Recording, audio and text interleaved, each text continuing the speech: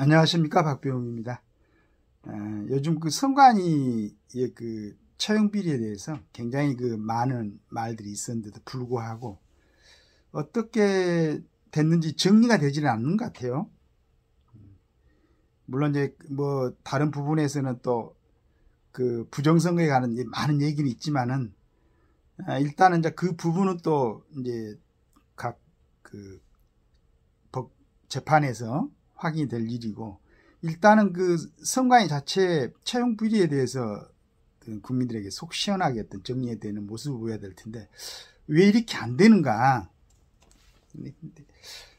생각을 하고 있었는데, 안 되는, 지금까지 손을 못 대고 있는 이유, 지지부진한 이유가 이런 이유가 있었네요. 자, 오늘 그 17일 그 서울신문에 난 얘기입니다. 한번 보시죠. 독립 앞세워 무법지대 전락, 선거 앞두고는 지역 선관위가 각, 사실상 국회의원들도 견제 한계, 외부 통제 없어 비리 등 은폐 손쉬워. 이 선거 관리에는 공정하고 투명한 선거를 위해 존재하는 헌법상 독립기관이다. 외부 압력으로부터 선거를 공정하게 관리해야 할 책임이 있기 때문이다. 그러나 그런 이유로 외부 감사나 견제를 거의 받지 않아 사실상 무법지대로 전락했다. 독립성이 내부 비리와 부패를 숨기는 방패로 사용되고 있다. 현행법상 선관위의 선거 행정을 감시할 수 있는 행정기관은 없다. 행정력을 발동해 선거를 관리하는 기관이지만 헌법상 독립기관이어서 감사원이 감사에 나설 법적 근거가 없기 때문이다. 그나마 입법기관인 국회가 감시할 수 있지만 선관위가 정치적 쟁점으로 떠오르지 않는 한 국회에서 논의되는 일은 드물다. 중앙선관위는 물론 지방의 각급 선관위가 폭넓은 재량권을 갖고 모든 선거 운동을 규제하지만 그 결과에 대해 아무런 책임도 질 이유가 없는 셈이다. 방만한 내부 운영을 들여다볼 수 있는 외부 기관 역시 없다. 국회 관계자는 16일 국회의원 역시 선거철이면 갑이 되는 선관위의 눈치를 보지 않을 수 없다고 말했다. 결국 선관위는 외부가 아닌 셀프 감사를 통해 내부 비리나 부정행위를 밝혀야만 한다. 하지만 제19 감사기에 그친다. 장동혁 국민의힘 의원실이 선관위에서 받은 자료를 살펴보면 선관위는 지난해 5월 자체 감사를 통해 채용 비리 관련 관계자 6명을 추렸다. 이 중 부적절하게 업무를 처리한 4명을 대상으로 징계 의결 요구를 하고 2명은 주의 처분했다.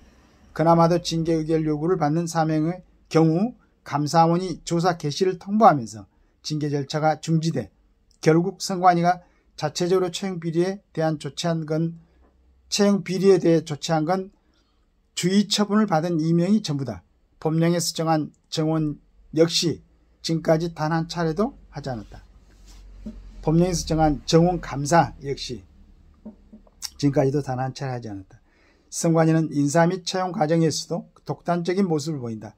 인사혁신처를 통해 선발하는 신규 채용과 달리 경력 채용 등은 선관위법 따라 자체적으로 진행하면서 외부 통제를 전혀 받지 않는다. 특혜 채용 비리를 자연스럽게 은폐할 수 있는 환경인 것이다. 고위직자의 특혜 채용 의혹이 불거지면서 선관위가 감사원의 직무감찰 대상이 포함돼야 한다는 목소리가 다시 커졌다. 이는 지난 30년간 감사원의 법 개정을 논의하는 과정에서 계속된 해묵은 논쟁이다. 감사원법은 선관위 소속 공무원의 직무가 감찰 범위에서 제외된다는 명문 규정을 두고 있지 않다. 이로 인해 선관위가 감사원의 직무 감찰 대상이 되는지를 놓고 찬반이 엇갈린다. 투표관리 업무를 행정 업무로 보고 선관위를 행정기관으로 판단한다면 감사원의 직무 감찰 대상으로 해석할 수 있다. 하지만 선관위는 독립적인 헌법기관이기에 행정기관이 아니라고 반박한다. 선관위는 특혜 채용의 한정에 부분적인 감사원 감사를 수행했다. 그러면서 헌법재판소 감사원의 직무감찰에 대한 권한쟁의 심판을 청구했다. 결과는 이르면 올해 안에 나올 것으로 전망된다.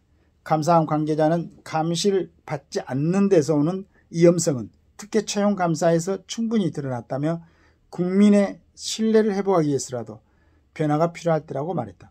이에 대해 선관위 관계자는 감사를 회피하려고 권한쟁의 심판 청구를 한 것이 아니라 수십 년간 결론을 내지 못한 선관위 고유 사무에 대한 독립성을 확인하기 위해 낸 것이라며 감사는 감사 범위를 확실하게 해 두 기관의 불필요한 갈등을 줄이겠다고 밝혔다.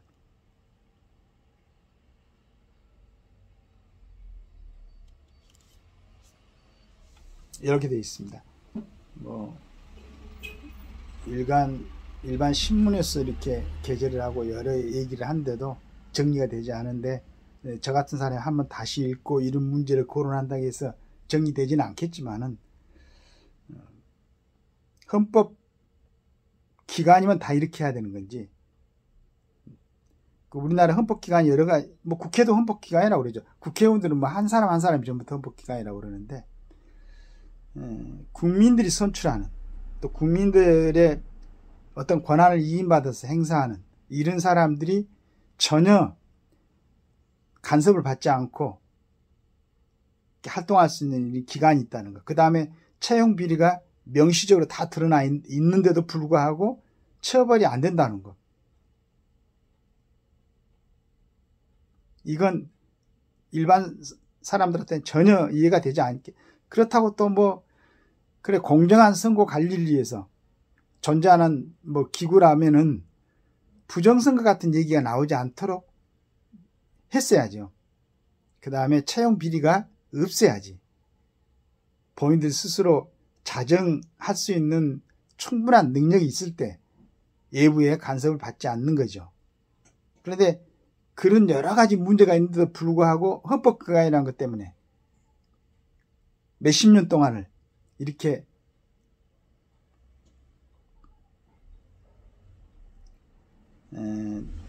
선관위원장은 지명을 보니까 대법원장, 상임위원은 대통령 임명, 대법원장 지명 이러는데,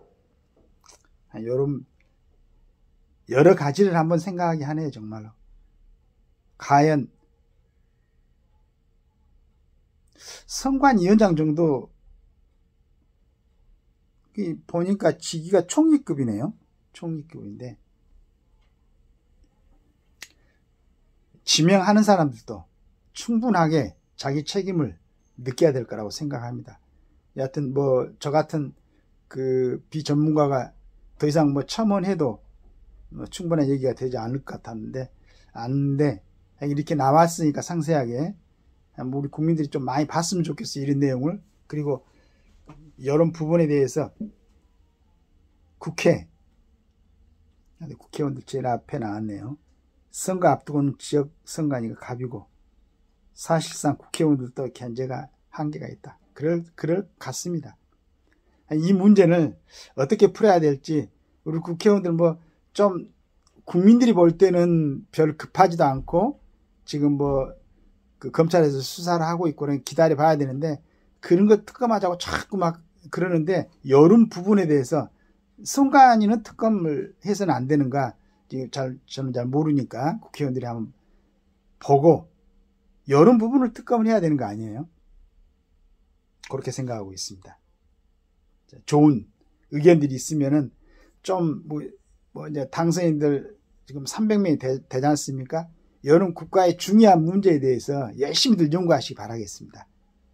국민들이 싫어하고 짜증내고 혐오스러워하고 그런 모습에 집단으로 움직이고 그러지 말고, 정말로 국가에서 필요한 아주 중요한 이런 부분에 대해서 충분하게 연구를 해가지고 이런 건 빨리빨리 좀 정리가 되는 그런 대한민국이 됐으면 좋겠습니다. 감사합니다.